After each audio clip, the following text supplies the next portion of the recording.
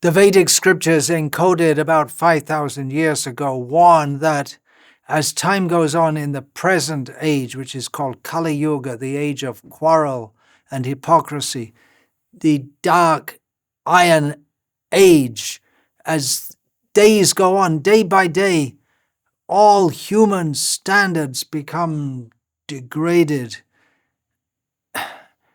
Hypocrisy in all spheres of life are just normal. Many things previously considered abominable are now considered normal and even praised and thought that they're necessary. This is especially prominent in the Western world in sexual mores or sexual standards. It was previously considered, not so long ago, just a few generations ago, it was considered very bad that women wear revealing clothes, or they don't wear enough to cover their bodies. Contraception was considered very wrong and very bad. Abortion, homosexuality. You may have different opinions about this, but it's pretty much undeniable that all these things were considered very wrong, and now they're considered by many or most or societal norms that they're considered very good or proper or at least okay. One issue that's been especially divisive in America, the United States of America, is over abortion, the right to life or the right to choice. Some say that abortion is very wrong. These are mostly Christians, old school type of Christians, and some say that no, women should have the choice what they do with their body. There's a lot of hypocrisy around the abortion issue. Doctors are supposed to be saving lives, but especially those in the abortion business kill more lives than they save.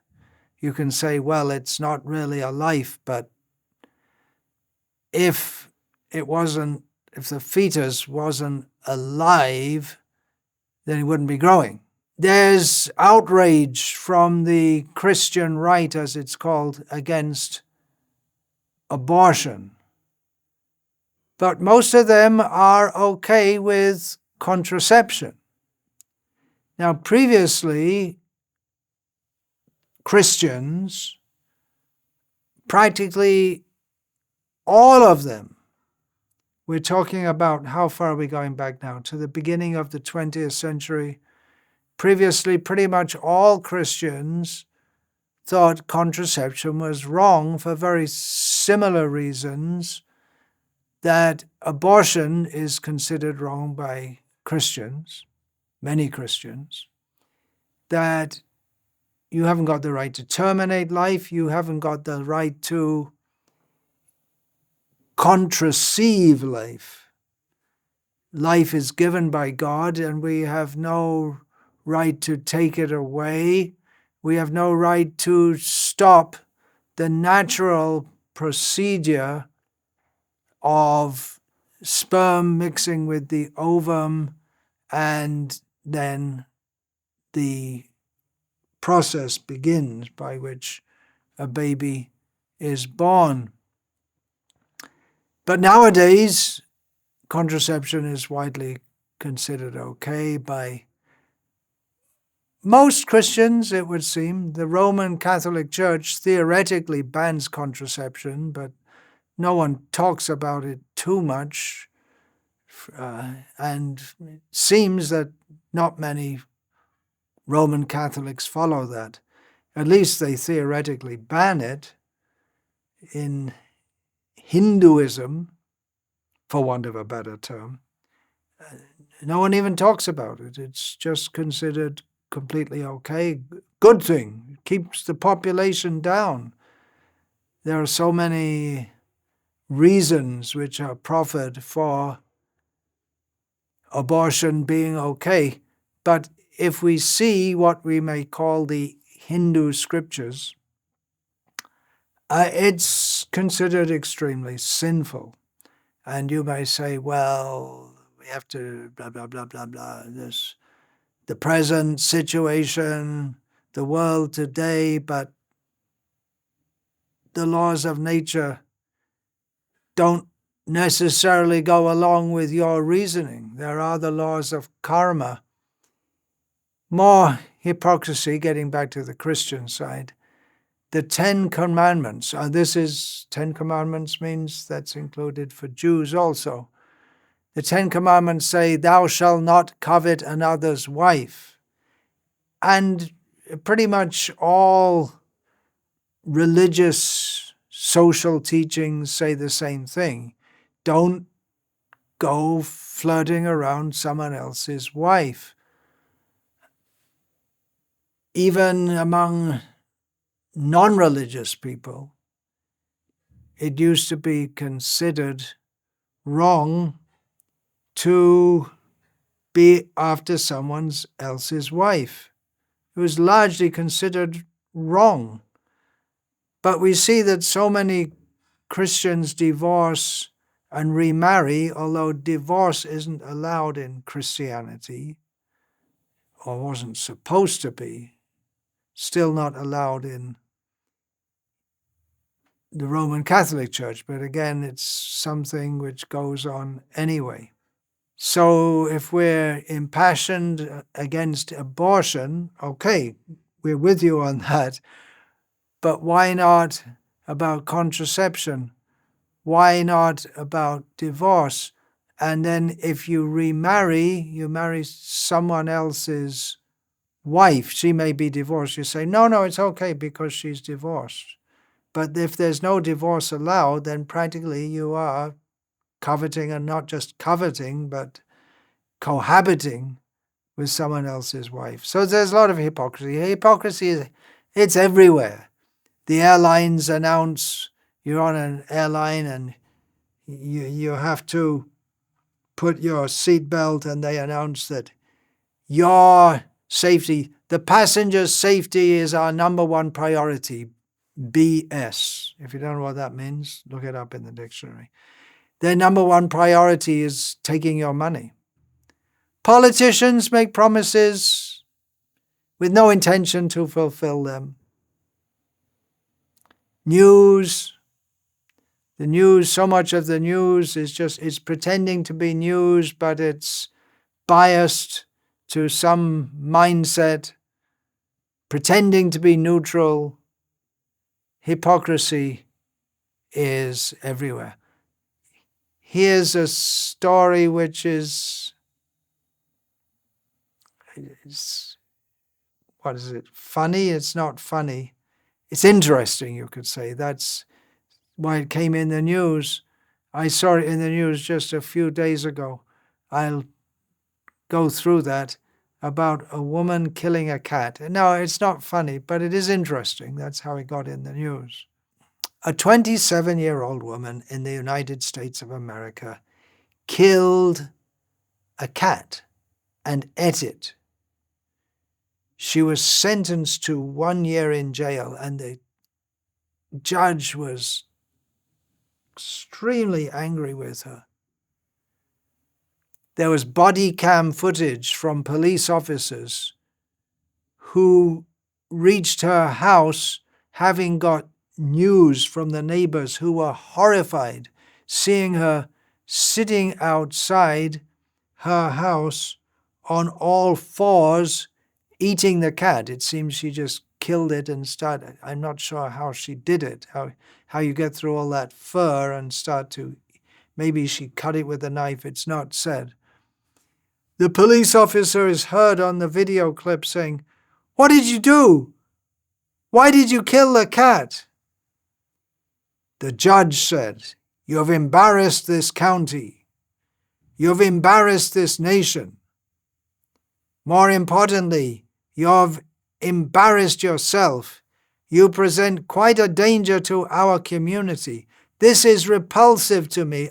I mean, that anyone would do this to an animal. An animal's like a child. I don't know if you understand that or not.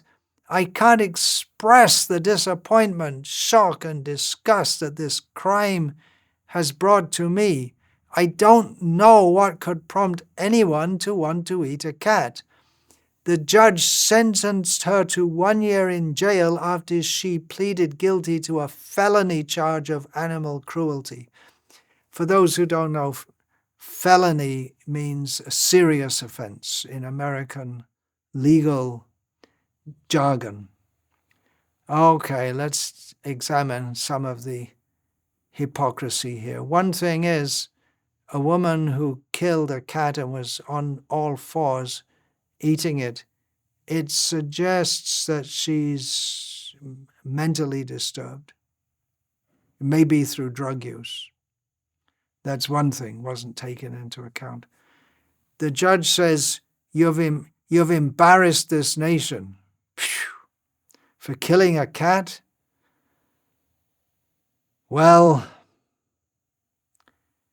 I don't want to get into America bashing. I'm not into America bashing per se, but if we are to be objective, then this nation, the United States of America, by its policies and by its direct military interventions, has killed so many people. Isn't that an embarrassment? Embarrassment because you killed a cat? Embarrassment, anyway, you get the point. Then the judge saying that it's repulsive. How can you kill an animal? And after the court proceedings, the judge would have proceeded to eat his next meal, which almost certainly contained meat, which, by the way, comes from animals, which are killed. An animal is like a child. Then what about the cows, chickens, fish, pigs, goats? I guess there's not so much goat eating in the United States. Sheep, yeah, these are the main animals, which are animals, birds, fish, which are eaten on a regular daily basis. And that's not repulsive. That's not embarrassing. The cow is not like a child that you shouldn't kill. A lot of hypocrisy. A lot of hypocrisy. You could discuss it more.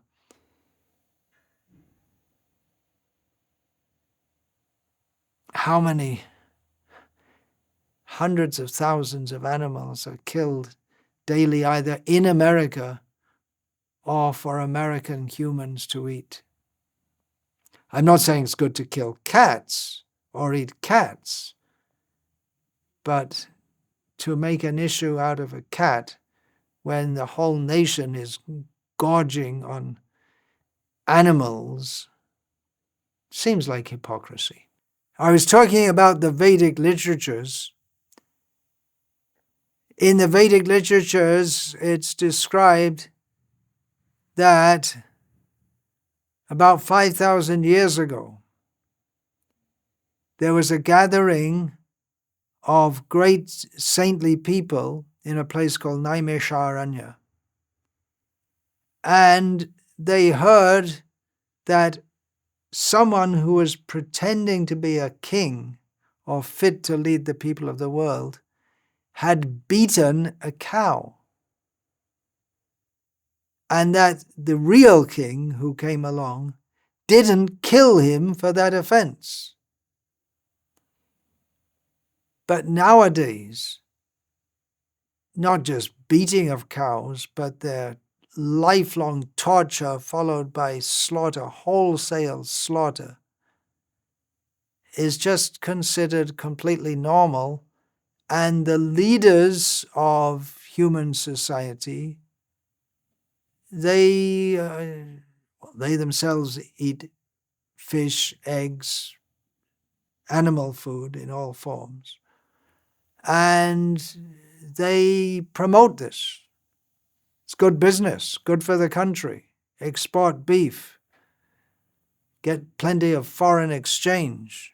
By the influence of time, that which was considered abominable becomes normal as society becomes more and more and more depraved.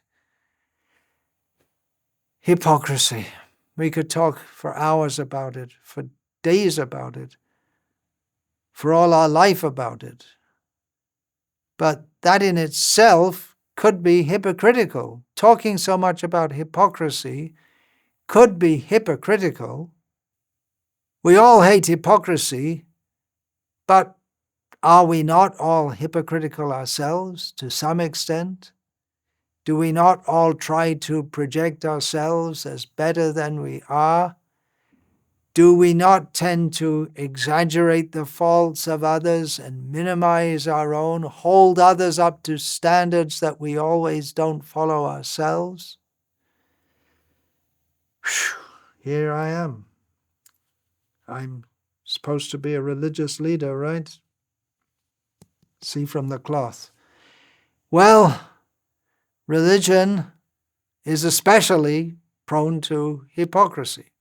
It's not only politics.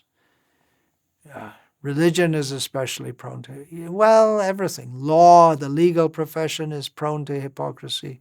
The medical profession is prone to hypocrisy. Business in general, the way it's conducted nowadays, is prone to hypocrisy. Okay, let's talk about religious hypocrisy.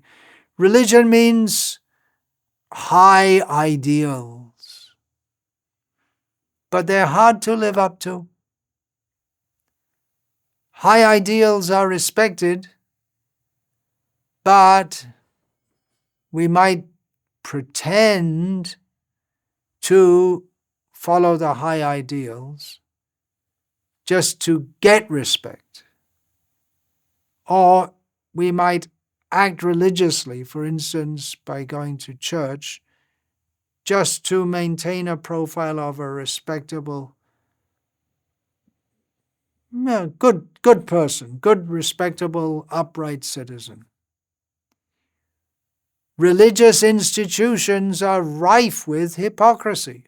Often people who are looked up to as religious leaders are later exposed as doing very bad things. So that's hypocrisy. And then there's a tendency to cover it up, which is more hypocrisy. In the internet age, it's more difficult to cover it up, which means that it's more difficult to be hypocritical, although it's not going out of fashion very quickly. It could be argued that some level of cover-up in a religious institution or in our own lives is needed. Otherwise, if every little failing is amplified, people would lose faith in the ideal. If you see that someone who's respected as a great religious leader picks his nose, I don't know, that's a very minor thing. It's not the best thing, but you might lose faith. There was a narration I heard that in the old days in India, not so long ago, pretty much everyone, especially in the rural areas, which was most of the country, they used to defecate outside in a field. Usually people go a little distance away from any residential area, and especially a respectable person wouldn't like to be seen defecating. But there's an instance, which I heard about, that someone saw a highly respected Brahmin and guru who's being lauded as being as good as God, a very spiritual person, he saw him one morning defecating in the field. Then he lost faith. How can he be as good as God? So some level of cover-up, I suppose, that going away and defecating in a place where you're not likely to be seen, that's some kind of cover-up. But holding people up to impossible standards, that is not very reasonable. Maybe those who are criticizing for being hypocritical are being hypocritical by holding people up to impossible standards. It's hard to be perfect. Well, now I could be criticized for saying that what I'm saying is hypocritical. I'm making a rationale for hypocrisy. But we find in religious traditions that we are advised to overlook the minor faults of people who are basically spiritually minded, holy people pursuing an ideal. In Bhagavad Gita, Krishna says that even the major faults of someone who is seriously trying to be his devotee should be overlooked. Krishna says, Apichet suduracharo bhajate mamananyabhak sadhureva samantavya samyag vyavasito hi saha. Krishna says that someone who is my surrendered devotee, if he is seen to be performing really, really bad things, still he should be considered saintly. And this verse is explained to mean that it doesn't give a license to people to do really bad things, but it may be due to bad habit that someone who's really trying to be the best they can slip into depravity. If it becomes a habit, that's not proper, but that can't be considered the hallmark of a saintly person by any means. But if a saintly person slips into something really bad and pulls himself up again, that should be overlooked, Krishna says. Now, isn't that hypocritical? Well, it probably would be seen as hypocritical if it wasn't said by Krishna. And those who don't have faith in Krishna will still call it hypocritical, and they'll still point out the slips or even take pleasure in pointing out the faults of basically saintly people, or trying to be saintly, who aren't up to the perfect standard. So some might accuse Krishna himself of being hypocritical. So what's going on here? Am I rationalizing hypocrisy? No, we don't want to encourage hypocrisy. Bhaktisiddhanta Saraswati Thakur, he repeatedly spoke out against duplicity because at that time, and it is a repeated tendency within religious societies, to be duplicitous. We have that in the Bible, that Jesus famously stood against the Pharisees, who were the high priests of Judaism, as far as I can remember from my biblical studies at school.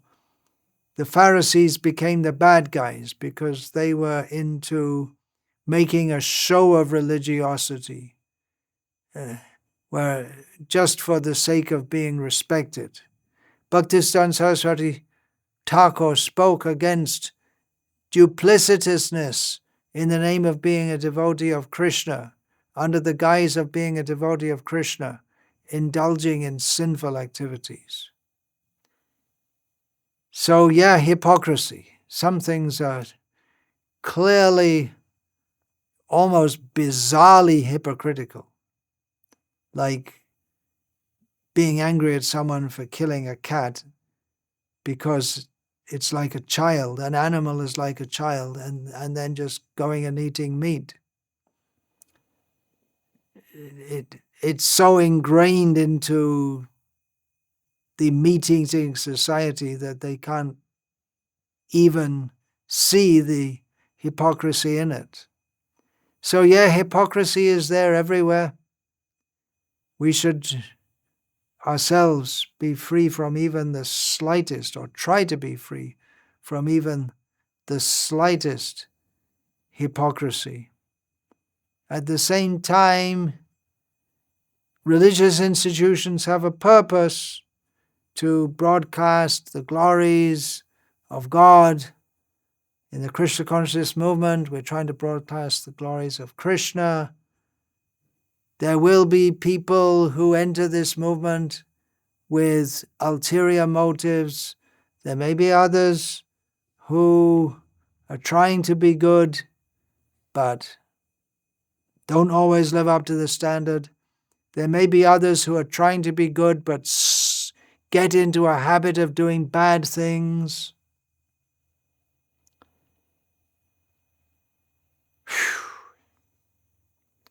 Anyway, I can say from my side, please excuse my faults.